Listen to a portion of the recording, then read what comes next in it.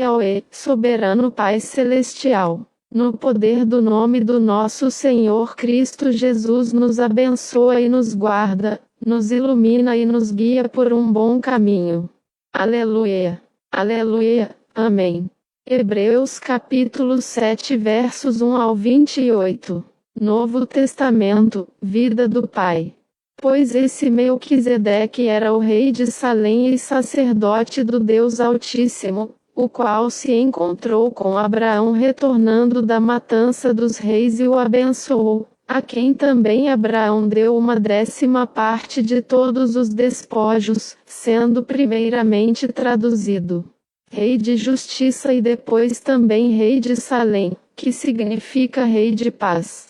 Ele era sem pai, sem mãe, sem genealogia, não tendo início de dias nem fim de vida, todavia era a exata imagem do Filho de Deus e, como tal, permanece sacerdote para sempre. Agora considere o quão grande era esse homem, a quem mesmo Abraão, o patriarca, deu 1/10 dos despojos mais desejáveis. E, verdadeiramente, os que são dos filhos de Levi, que recebem o ofício sacerdotal têm mandamento de acordo com a lei para receberem dízimos do povo, isto é, dos seus irmãos, embora também são descendência de Abraão. Mas ele, que não descende da linhagem deles, recebeu dízimos de Abraão e abençoou o que tinha as promessas. E, sem dúvida, é sempre o menos importante que é abençoado pelo mais importante. Aqui homens mortais recebem dízimos, mas naquele caso, alguém os recebeu, a respeito do qual se testifica que está vivo. E então, em uma maneira de falar, mesmo Levi, que recebia dízimos, tinha pago dízimos por meio de Abraão, uma vez que ele ainda estava nas partes íntimas de seu pai Abraão quando Melquisedeque se encontrou com ele.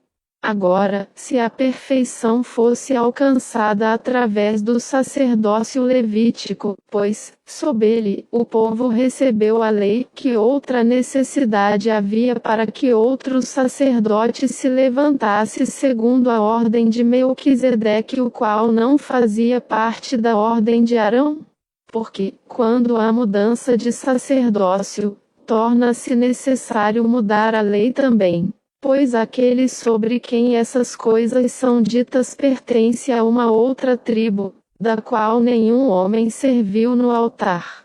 Pois é evidente que o nosso Senhor surgiu da tribo de Judá, uma tribo sobre a qual Moisés não falou nada a respeito de sacerdotes. E o que é ainda mais claro é que outro sacerdote se levante tal como Melquisedeque, o qual não foi feito sacerdote pela lei, constituída por mandamentos a fim de governar as atividades humanas, mas através do poder de uma vida indestrutível. Pois isto foi testemunhado a respeito dele. Você é sacerdote para sempre segundo a ordem de Melquisedeque. Salmos 110 verso 4. Porque nesse pronunciamento há uma anulação do mandamento anterior por causa de sua fraqueza e ineficácia, pois a lei foi incapaz de tornar qualquer um aperfeiçoado. Mas agora uma esperança melhor foi introduzida através da qual podemos nos aproximar de Deus e ser aperfeiçoados. Mas, neste caso, isto não foi feito sem uma importante palavra de juramento.